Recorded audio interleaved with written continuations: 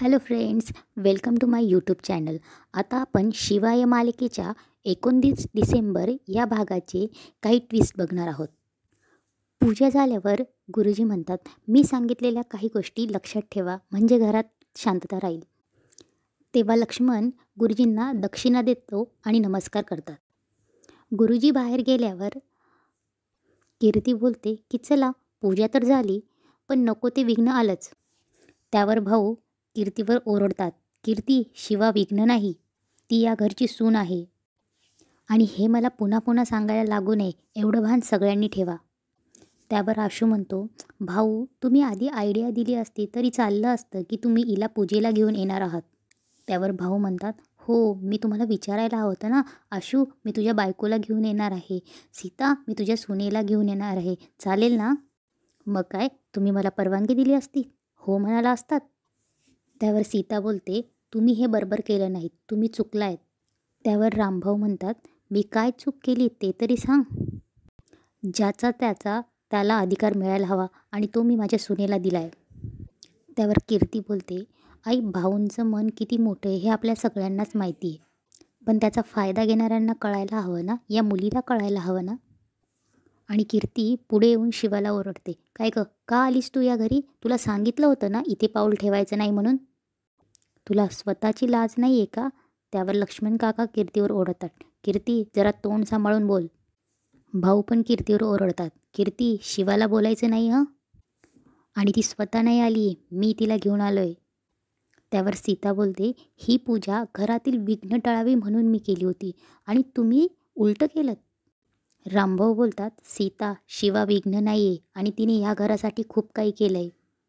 त्यावर सीता बोलते, पूजेमध्ये काय घोळ झाला बघितलं नाही तुम्ही? बरं झालं नेहाने थांबवलं, नाहीतर विधी उलटा झाला असता.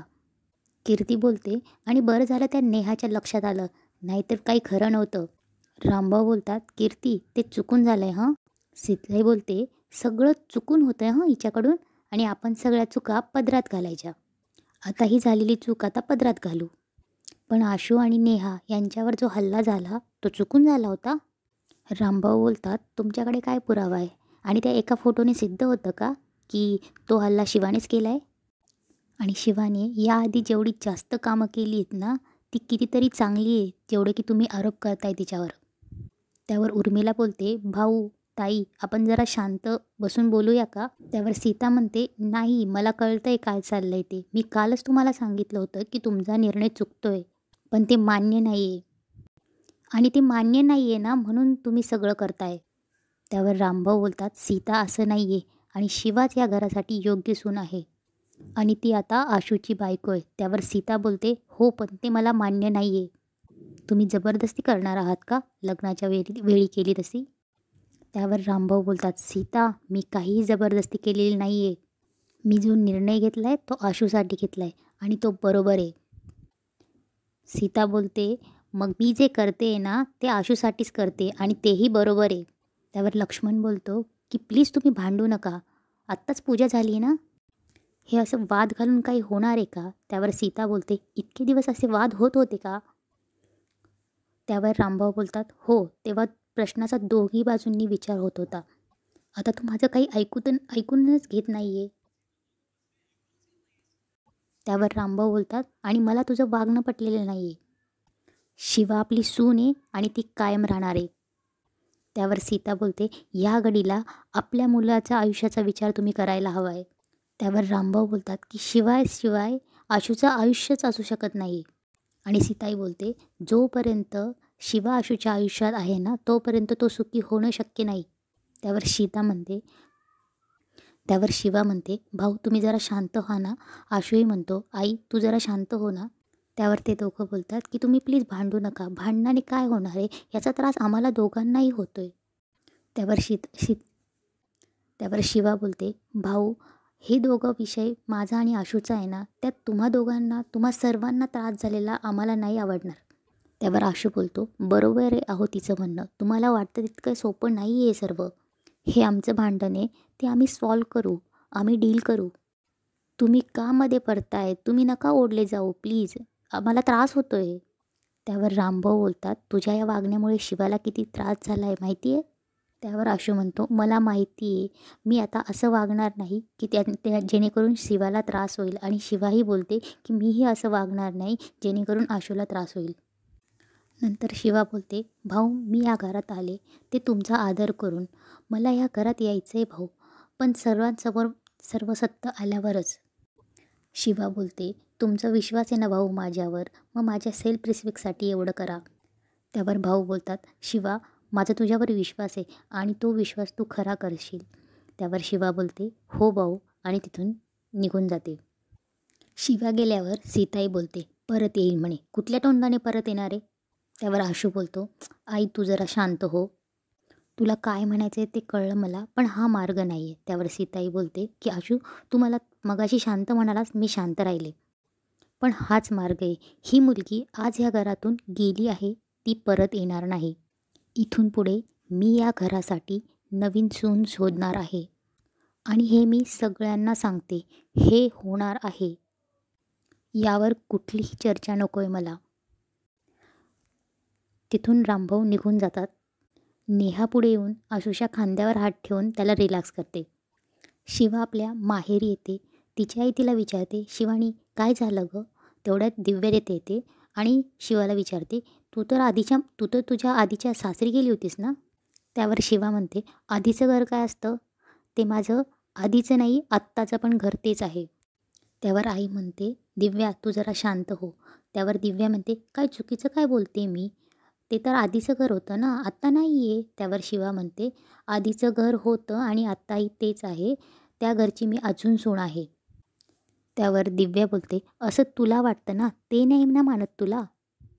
वंदना दिव्याला गप्प करते आणि शिवानीला विचारते की शिवानी हे सगळं काय? भाऊ तुला असं अचानक का घेऊन गेले?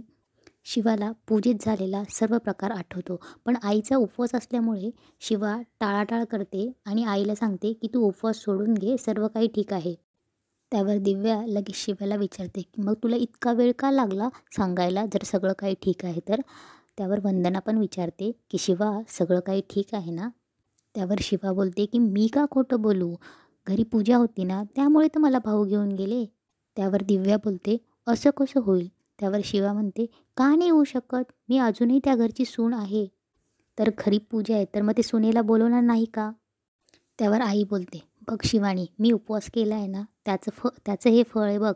मग शिवा बोलते की बघ सर्व काही ठीक होते, आधी तू उपवास सोड. त्यावर आई बोलते की नाही नाही, 2 दिवस करणार आहे मी उपवास.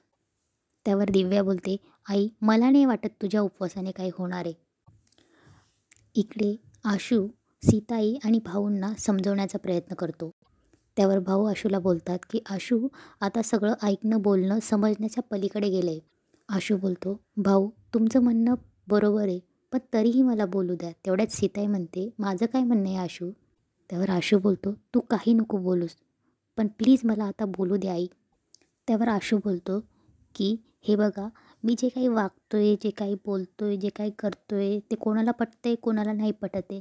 तुमचं बरोबर आहे, ज्याचे त्याचे पॉईंट ऑफ व्ह्यू आहे. आणि भाऊ तुमचं म्हणणं बरोबर आहे, थर्ड पर्सननी जे बघितलं आहे, जे बाहेरून दिसतं आहे ते वेगळं आहे. पण माझं जे काही म्हणणं आहे, या सिच्युएशनमधून मी जातो आहे, मी सफर करतो आहे, त्यामुळे माझं काय, माझा विचार कोण करतं आहे? हे बघा, मला एवढंच म्हणायचं आहे की आता मी लहान नाही राहिलो आहे, माझे डिसिजन मला घेऊ द्या ना. त्यावर सीताई बोलते, अरे पण आम्ही असं कुठे म्हणतो आहे की तू तुझे डिसिजन घेऊ नको आहे. त्यावर आशू बोलतो, पण तुम्ही असंही म्हणत नाही आहे ना की तू तुझे निर्णय घे. हे बघ आई, ज्या परिस्थितीत जे लग्न झालं आहे, जो गोंधळ झाला आहे सर्व, भाऊंनी जो डिसिजन घेतला आहे की आशू तुला शिवाशीच लग्न करावं लागेल, तुझं शिवाशीच लग्न होणार. मग त्यांनी कोणाचंही काही ऐकलं नाही. तुलाही त्रास झाला, मलाही त्रास झाला, इनफॅक्ट सगळ्यांनाच त्रास झाला. तूही आता तसंच वागतेस. तू माझ्या मागे लागली आहे की आशूसाठी नवीन सून आणायची? त्यावर सीताई बोलते, अरे पण पुढचा विचार नाही करायला का? उशीर झाला तर? त्यावर आशू आईला बोलतो, आई मला तुझी काळजी कळते आणि भाऊंनी जो स्टँड घेतला आहे तोही मला समजतो आहे, तो माझ्या भल्यासाठीच आहे. पण एवढी घाईघाई नाही करू शकत मी या डिसिजनमध्ये. आयुष्यातला खूप महत्त्वाचा डिसिजन आहे. मला थोडा वेळ द्या, मला थोडा विचार करू द्या. माझं ना लाईफच सॉर्टेड नाही आहे. मला सगळं सॉर्ट तर करू दे. मला क्लॅरिटी येऊ दे. मग मी हा डिसिजन घेईल. आपण जसं मागच्या वेळेस घाई डिसिजन घेतला आणि लग्न केलं, तसंच आत्ताही होतं आहे. ती चूक परत आत्ता करायची आहे का? आशू बोलतो, हे बघ आई, तू तू मला नवीन सून हवी आहे असा अट्टहास नको करूस. आणि भाऊ, तुम्ही शिवाच एकदम बेस्ट सून आहे हा आग्रह नका धरू. मला माझ्या परीने विचार करू दे, डिसिजन घेऊ देत. आफ्टर ऑल तुम्ही मला इतक्या प्रेमाने वाढवलं आहे, रिस्पॉन्सिबली वाढवलं आहे आणि संस्कार केले चांगले माझ्यावर. आता मला माझे डिसिजन घेऊ द्या. त्यामुळे प्लीज विश्वास ठेवा माझ्यावर तुम्ही दोघांनी. आणि जो काही लाईफ डिसिजन आहे तो माझा मला घेऊ द्या. त्यावर भाऊ बोलतात की हो ठीक आहे आशू, तू तुझा वेळ घे. त्यावर भाऊ बोलतात की पण हीच वेळ आहे जे तुला सत्य असत्य सगळ्यांची जाणीव करून देईल. त्यावर सीताई बोलते, अरे पण वेळ निघून गेली. त्यावर आशू बोलतो की आई प्लीज माझ्यावर विश्वास ठेव आणि माझा जो निर्णय असेल त्याची पूर्ण जबाबदारी मी घेईल. तू मला फक्त साथ दे. असं बोलून आशू तिथून निघून जातो. इकडे गॅरेजमध्ये शिवा आपल्या पप्पांशी बोलत असते आणि बोलते की काहीच कळत नाही पप्पा. मी कितीही सर्वाला सामोरं जायचा प्रयत्न केला तरी मला खूप भीती वाटते आता. मी गळून पडेल पप्पा. माझ्या हाती काहीच उरणार नाही मला असं वाटतं आहे. तेवढ्यात तिथे स्टेपनी आणि सायलेन्सर येतात आणि शिवाचं बोलणं ऐकत असतात. शिवा बोलत असते, मला वाटलं होतं मी सगळ्या गोष्टी नीट करेल, पण असं काही करताच येत नाही आहे मला. आणि मी जर काहीच करू शकली नाही ना तर आशू आणि माझा डिवॉर्स कन्फर्म, एकदम कन्फर्म. कारण एकही गोष्ट माझ्या बाजूने घडत नाही आहे. हे ऐकून स्टेफनी आणि सायलेन्सर तिथून निघून जातात. त्यावर शिवा पप्पांना बोलते, मी तुमच्यासमोर येऊन उभी राहते माहिती आहे का? कारण इतकं सगळं होऊनही एक गोष्ट एकदम फिट आहे, तुम्ही सांगितलेली की कितीही प्रयत्न हाणून पडले ना पण तरीही डबल प्रयत्न करायचा, हार नाही मानायची. कितीही थकले तरी मी प्रयत्न करत राहणार. आशूवर प्रेम आहे ना माझं, ते नाही हरू देणार. आणि त्यामुळे आशूला जे काही गैरसमज झाले ना ते सगळे समोर आणीन आणि इथेच एपिसोड संपतो.